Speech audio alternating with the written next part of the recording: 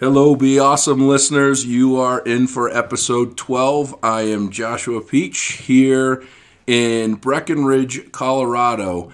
I'm at about 10,000 feet. I've been here for a couple of days. It's been a great stay.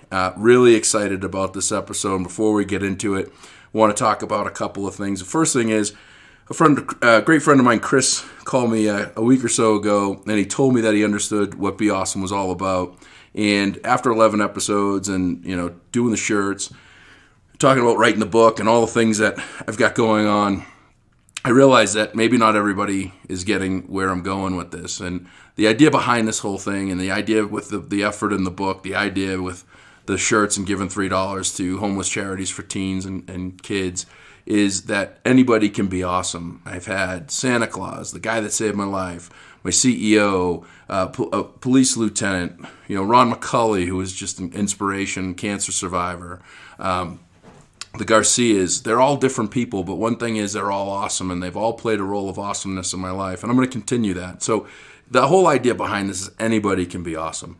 It's your attitude, it's your ideal, it's what you do, it's day in and day out, it's working through the grind, it's making a difference, and I hope that you guys are getting something great out of that and that you continue to listen. Your support has been, bar none, the greatest I could ever imagine. There's 65,000 podcast channels, and I keep getting people complimenting me and saying lots of great things and doing ratings and reviews. And with that, if you're following me on LinkedIn and Facebook, you'll have seen my new friends Sal and Hannah over at Antlers in Vail, which is a great resort that I've been staying at the last couple of days. They got the inside line. A couple of days ago, very generous friend bought 10 shirts. The 10 shirts are to be given to 10 people. Sal and Hannah were the first two, so there's 8 left. Where if you if you rate and review on iTunes my podcast, and you can rate and review it however you want. Hopefully you're listening to this, you like it, but rate and review it however you want. If you've got a funny name, like there was one RTR something, just send me an email so I know where to send the shirt and what size. But you get a free shirt coming your way. Just something out of appreciation for doing those ratings and reviews. And, hey, if you've done a review and I haven't gotten up with you, or if you've got one of those funny names, just drop me a line and I'll send you a shirt myself, and I'll still make the donation a part of that. So really appreciate the ratings and reviews. For those of you that don't understand, your ratings, reviews, and acknowledgments and listens on podcasts is what gets you more exposure through the podcast channels. And a sea of 560-something thousand, I want to get up as high as I can to as many people as I can. So that's the quick 2-minute drill update on what's going on with Be Awesome. I am super stoked to be up here. The person that I have with me is just one of the most awesome and inspirational people in my life. I've had just a blessing to have him as a friend for upwards of 5 years, a go-to guy. I'll get into accomplishments that I've made with his encouragement. We're about to do something that I think he's going to probably put some more fear into me. I was about to give up on it, snowing like crazy. But his name is Aron Ralston. Some of you may or may know him. Welcome, Aron, to the Doubletree Hilton at Breckenridge. We're in my hotel room doing this podcast. Recording headquarters here. Yeah, so I know a lot about Aron. A lot of people know a lot about Aron, but a little bit about, why would people know you, or who would know you, or a little of your story for everybody to understand. Yeah, no, in just the fewest words possible, most folks know me as the guy that cut his arm off. In fact, when I was checking into my hotel, the lady at the desk attendant, she looked up like, "You're Aron Ralston?" I was like, "Yeah, like you got my name there." And it's like, "No, but the Aron Ralston?" Like, "Oh, you actually know my name?" Like, it's like, "Yeah, you're famous." So, like, well, not really, but if you say so, yeah. Okay, yeah. Subject of 127 hours, author, adventurer, mostly just enthusiast for life, as you are as well, Peach. It's a pleasure to be here. Yeah, I'm glad you're here. And the other thing, James Franco played your stunt double in the movie. Yeah, right. So if you haven't seen 127 Hours, or you haven't read the book Between a Rock and a Hard Place, I strongly suggest doing one or both. It is an incredible story of survival, overcoming just what you would think would be inevitably, dying, you actually wrote on the wall, is one of the things that you say. You wrote on the wall the date of your death, and then midnight hit, and you felt like you screwed that up. I had my epitaph with the wrong day on it. Yeah. I was going to open up with, we had something great in common that we almost died, and then I'm like, well, I almost died choking on a prime rib sandwich. You almost died because you were, connected to a boulder for 127 hours and then got aggressive with it. Same yeah, thing. really similar. Yeah. End result's still the same. Almost died, but something about you. Most people today, or most people over the course of the last. It was 13, 15, what was it, 2003. 2003, so 15 years. So most people in the course of the last 15 years, that's kind of what the Aron Ralston that a lot of people see, right? That's kind of what you get for an experience. Yeah, if people have one thing that they know about me, that's what it is. Yeah. And, I've been lucky enough. So 4 or 5 years ago, just as a back step, Aron was a keynote speaker for our company at one of our conferences, and he got there the night before, and a couple of our executives and a partner was able to go to dinner with him. And somehow I drew a magic straw. I shouldn't have been there. I wasn't supposed to be there. It wasn't the type of event that I would typically go or be a part of. And I candidly didn't know who Aron Ralston was. I knew he was doing the keynote. I didn't know a whole lot of the story. And all of a sudden we got to dinner, and I'm sitting across from Aron, and he's talking. And I'm like, this cat's pretty cool. I want to be friends with him. And everybody's kind of asking you questions about the book and what it was like and how is James Franco to work with and all that stuff.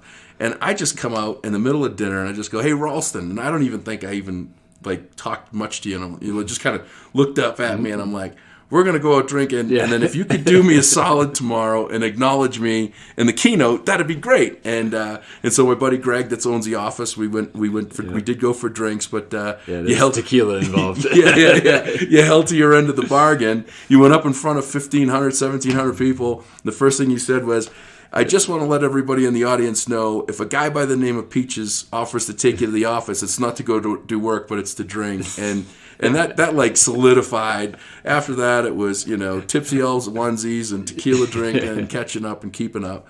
But, a great friendship has been there. But one of the things I talk about is having great people in your group, in your tribe, and whatever you want to call it. Just having those people that are complementary to you. They don't need to be the same. They don't need to be anything. Maybe there's someone that's a few exits ahead on the highway in business that's guiding you as a mentor. Maybe it's someone that can help you personally, or maybe it's someone that can overcome some challenges that you couldn't overcome. And one of the greatest things for me is that I get challenged a lot. And you challenged. I got challenged to paddle this giant pumpkin 8 miles, and I love this. Who else? It is like the defining story for me. But it's one thing that people should know about you. Yeah, I paddle giant pumpkins, but I was out here like 2 nights before, and we were having some tequila at your house and hanging out and talking, and you were going to a fish concert. And you said, hey, whatever you do, you got to call me from the pumpkin. I think you said something like, no one's ever called me from a pumpkin. I'm like, pretty sure nobody's ever done this before. Just me and Farmer Todd. So the day came, and I got about 2 miles in, which is like a half mile longer than I did the previous time. And I started to lose feeling in my legs. And my mind was really telling me to stop. And it was a couple hours in. It's a phenomenon known as pumpkin paralysis. Yeah, pumpkin paralysis.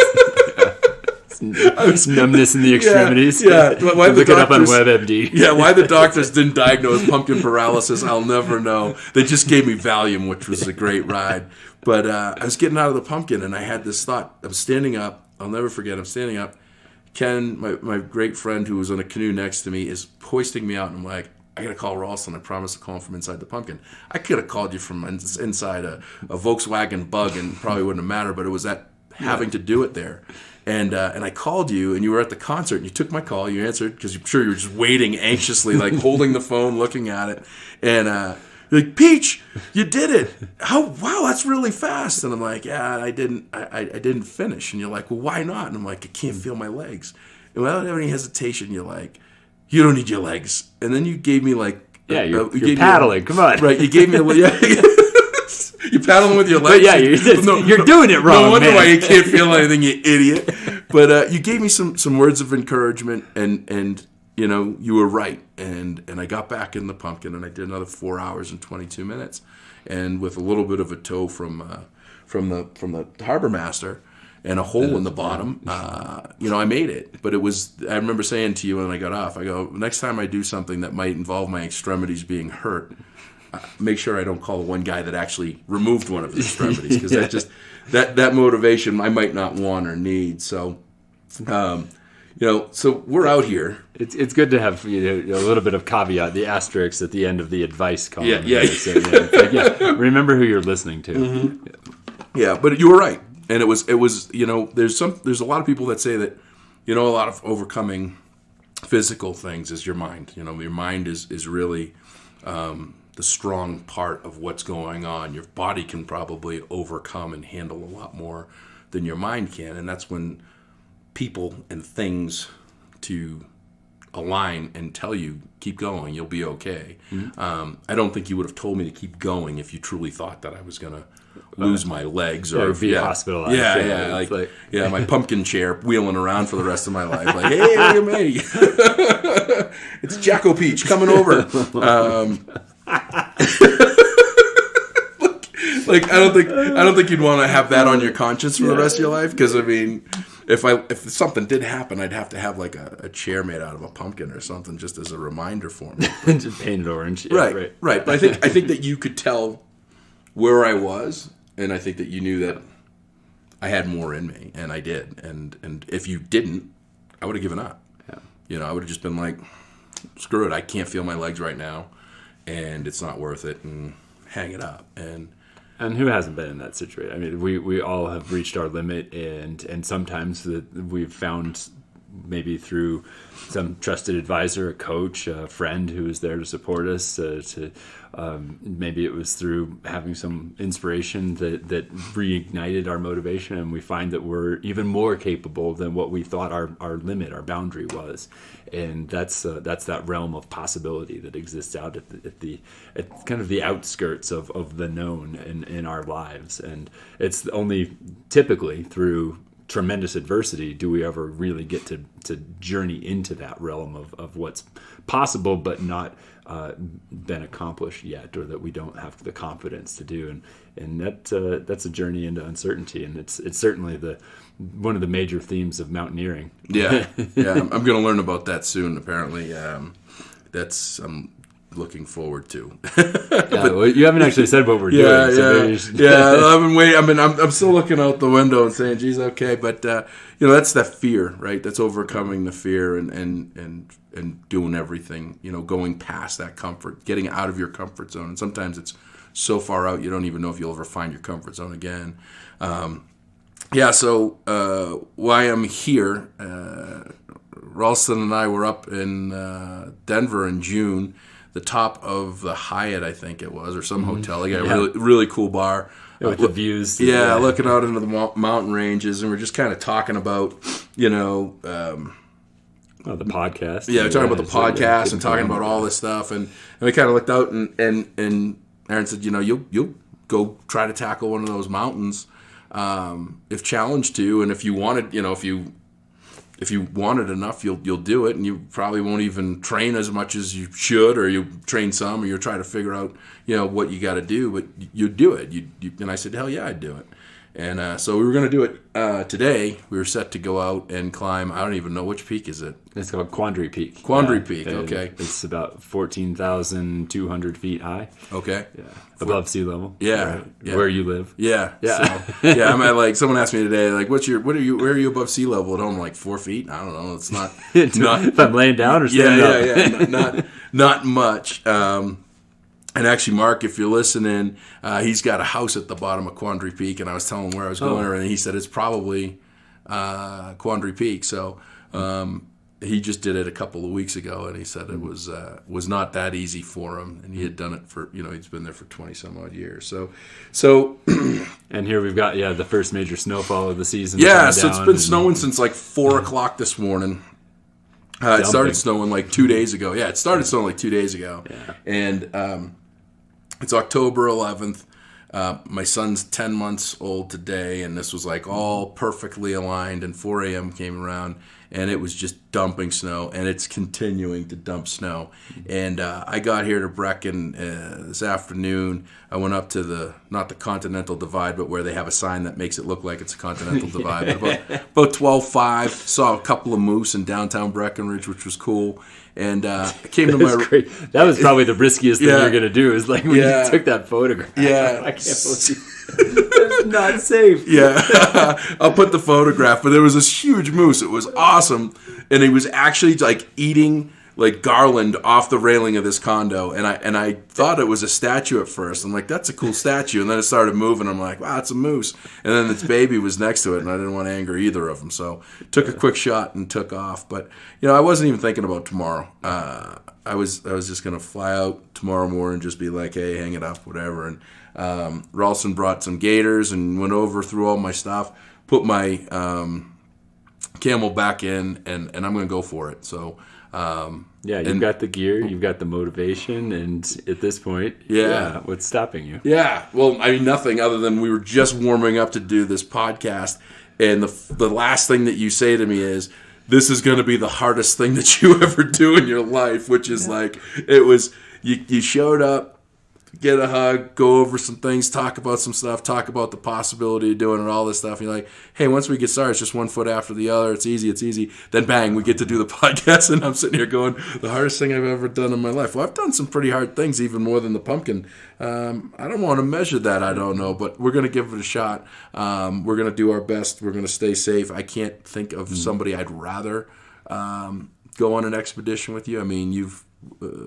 Thanks. You've done what? There's 54 14ers in the state of Colorado. Were you the first person to do this? The solo? Well, I was not the first person to climb them all in the wintertime, but I was the third person to climb them all in the wintertime, but I was the first person to climb them as a soloist. So the first two guys did it as partners over many years. And then it was an inspiration to me. I mean, we all have those folks who are the forebears and the trailblazers, and that give us that motivation. And that back in 1998, I started, and through 5 winter seasons before my amputation, and then for the 2 winter seasons following my amputation, to complete that as it was. There are 54, 55 peaks that are ranked and named, and you include another 4 of the peaks that are kind of on the border of they're either ranked or named. Yeah. And that's it's just a kind of an accounting kind of tabulation difference. But the way I count it, 59 named or ranked peaks above 14,000 feet in the wintertime solo. Still no one has ever repeated it, because it's something, not only is it very, very hard, but it is incredibly dangerous, given that we're in one of the most dangerous snowpacks in the world here, avalanche danger being what it is. Tomorrow, no avalanche danger. The terrain is not that intense. We will. Hey, for the audience, can we talk? Can we high avalanche warning and it's we don't need to make it more than it is. It will still be very intense, but glorious. I mean, we are looking at this storm front passing through, and so the forecast is for sunny skies, relatively warmer temperatures, even above freezing, and a little bit of wind. That'll probably be the big thing, is the wind chill factor, and making sure our exposed skin is not turning white and getting frostbite. I got my beard. That takes my Matt Patricia beard. The guy at the North Face store was trying to work a discount because he was convinced I was Matt Patricia. So, no, this is exciting. I'm looking forward to it. What's you've probably had arguably one of the hardest challenges anybody could ever encounter, right? Is through your 127 hours. But what else? What are the challenges, or what other things would you say that you look at and you go, wow, like what's driving you to the next thing for you to overcome? Like, what's the next big Ralston challenge that you have? Do you have any? Do you have anything that scares you, keeps you up at night, that you're like, I'd like to do that, but I'm not? You want to do Everest? Well, the things that these are the boulders, as I call them, the metaphor of my experience. That and not to compare, because I think we all experience our own boulders in our own way. That they can feel like crushing burden of life coming down on you, and whether it's a diagnosis, disease, divorce, depression, there are all these like D's that I kind of think of, and I've been through a lot of them, and I mean I have friends right now, and I can't imagine what they're experiencing, but losing a baby at 23 weeks pregnancy, and the grief that any and all of us experience in life, it's part of this experience. So then there's the aftermath, and we get to then, in my mind, make a choice about what are we going to do with it. How are we going to take what has happened to us, if there is a trauma that's there? How do we heal from it? How do we turn it into perhaps an opportunity for us, or an advantage, that there's something that can become something that's even a blessing from that? As dark as it might be at the time, that we come to see some light in that, if that's the choice that we make. Not everybody makes that choice, but it is still, to me at least, I believe that it is something that we do choose. One of the boulders I'm working with right now in my life is having this ongoing custody dispute with the mother of my son, and then like an all-out nuclear like Armageddon war over my daughter. That these things, though, as much as you can try to resist them or wish that they weren't happening, or make the choice to embrace them and bring them closer, to engage with it, as I've tried to do, to see this shows me what's really important in my life. As if any parent wasn't clear about that, but the relationship with their children is something that for me is absolutely been crystallized in the experience of some people ask, like, so have you changed? You still climb? Like, yeah, I mean, I'm still working on climbing all of the 14ers in order to do ski descents of all of them. I'm about 2/3 of the way through the list of the 59, having skied from the summit of all of these peaks in Colorado. That's also been done before, but not by more than a dozen and a half people or so, maybe 20 at this point. And so it's something, for me, it's challenging. That's this elective adversity that I'm putting myself through, and yet in the sense of like, where's my risk threshold? And yeah, like, I'm only going to do what I can do and still come home in one piece to be there for my kids, because for how much I have to really fight to work so hard to protect the relationship with them. I'm not going to do anything that puts that in jeopardy, and that's been a gift to go through this. As it means I've got 4 attorneys working overtime at moments, and across 3 different states. It's like, it is probably, even to me, there's been times where it's felt like a bigger challenge in my life than what I went through in the aftermath of my amputation.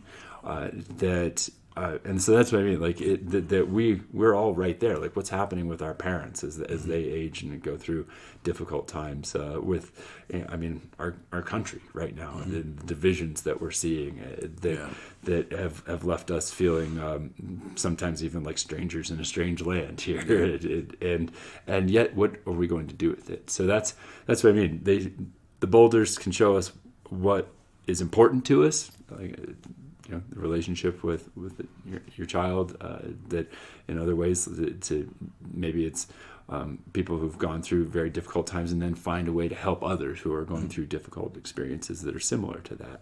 People who will then advocate for changes in laws because of things that they've had happen to them in their lives. All of this, then it also shows us what we're capable of, and that's, I think, the thing that's probably going to be the lesson that you might hear me talk about that more than once in the next 24 hours. Yes. that you get to know, as you think you've reached your ability to take one more step, and then you take one more step after that, and one more step after that, and that's how you find what you're really capable of. And again, it's only through these very deep experiences, as intense as they are, to delve into it and embrace it, that I come out of it to say, bring it on. Yeah. Well, that's thank you for sharing. I think that humanizes a lot of who you are and who we all are which is something that what I'm trying to do and what I want to push for the world is that we're all putting our pants on one leg at a time. We're all encountering challenges or boulders, as you so perfectly put it in your keynotes and how you just put it there. They're all different. They all have different names, but they all have incredible weight, and we can choose to let them push us down, or we can try to lift them up and try to lift ourselves up and those around us. And that's the thing that just inspires me. I've watched you, now that you brought it up, I've watched you working so hard with relation to your kids, to be there, to go through the 3 states, to travel all over the place. You're busting your ass harder than you probably ever have with doing your speaking. And a lot of people would just hang it up. I mean, it's hard for you and I to sit here and say that that's not an option. But I'm traveling the country and I'm seeing these kids that parents are hanging it up over a lot simpler things, or they're not caring enough, or not paying attention, or they're just more preoccupied with social media or whatever other thing they've got going on, and that just puts the stake in the ground that says, what an incredible human being you are, and how lucky I am to have you, and Amy and Mom and Nana and Graham and everybody. If you take anything out of that last 5 minutes of what Ralston said, was how important it is for him to come back, and that he's got kids to think about. So I fully intend on taking his advice. I think he's going to look out for me. I know the people are worried for you. Yeah, you got kids, and they're worried about. Wait, what are you doing? Yeah. Wait, with who? Yeah. I was like, I couldn't have a better guide. Like, right? I got my multi-purpose tool. You know what to do. Here we go. And let's lock and load this thing. And but truth be told, I mean, I've been on this keto diet. I've had like no carbs, which I'm gonna have to carb up tonight. Well, I'll get my Mexican food fix. We're gonna go get some dinner and get the proper nutrition, and we're going to hit this thing hard tomorrow. I'm down 31 pounds. I'm 239 from 270 when I started this about 5 weeks ago. So anybody can do this. You can get after whatever it is you want to. That's impressive. And come spring, I'm going to be down at 200, and I'm probably not going to wheeze and have to get a piggyback ride down from my one-armed friend, because that's my nervous part. I think I can get up. It's going to be getting down. But one foot after the next. If you can push your foot one foot forward, that's 1 foot closer to doing what you got to do and get done. We're going to do a post podcast. I'm going to leave you guys off for tonight. We're going to do a post-podcast because I don't get to see Aron nearly enough, and I think you guys are going to want to hear me winded and probably damn near feeling like dead. Probably be a more abbreviated, just a follow-through of what we did and how we did it.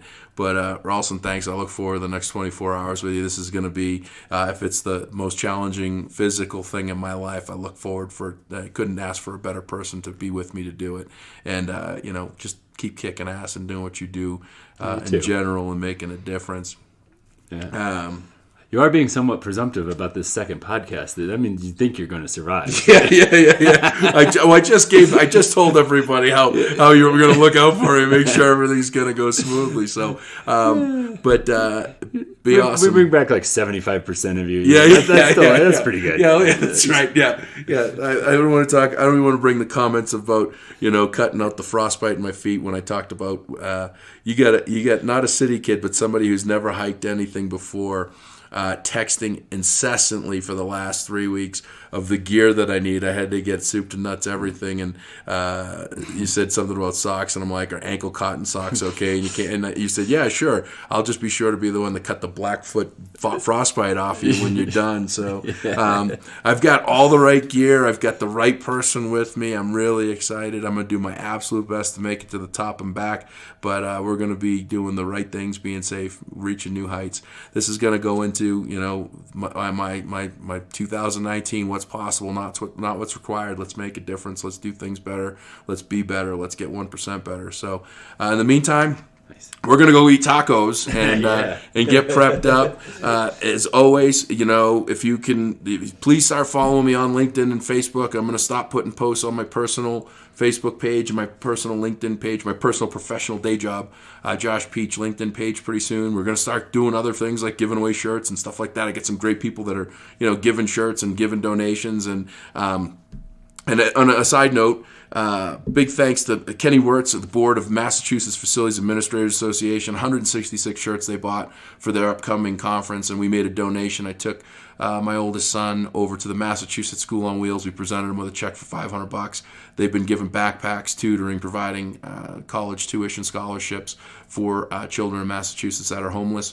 And we're up to $865 in shirt sales, thanks to the 100 that were from Alpha Solutions. We've sold another 140 or so, or 130, I think, right close to the 140 mark. And then guys like David Varda, a great friend, who bought a shirt for $100 and just said put the extra 75 towards it. And Ryan Schwartz made a roundup, and a couple other people made roundups on the shirts that they Venmo'd me, which I didn't even know how to Venmo until recently. So we're up to 865. We're going to get Santa at least $1,000. I'm raising my original goal from 1,000 to 2,000. So if you want a shirt, go online, www.beawesome, and it's not spelt the way everybody else does it. It's BEAUSM.com. Click on shop, buy the shirts, we'll get them right out to you. As always, you can email me, Josh@BeAwesome. I'm on LinkedIn, I'm on Facebook. I'm going to do an episode next week because I'm getting tons of requests of people that love to listen to it but don't know how to do it via podcast channel, so you're listening to it on your computer. So we're going to do that, but in the meantime, you can listen to it on my website, Spotify, Stitcher, iTunes, Google Play, YouTube. I'm putting myself out there everywhere so you don't have a reason not to listen. So in the meantime, if you want to do awesome, you got to be awesome. You guys rock. Have a great week.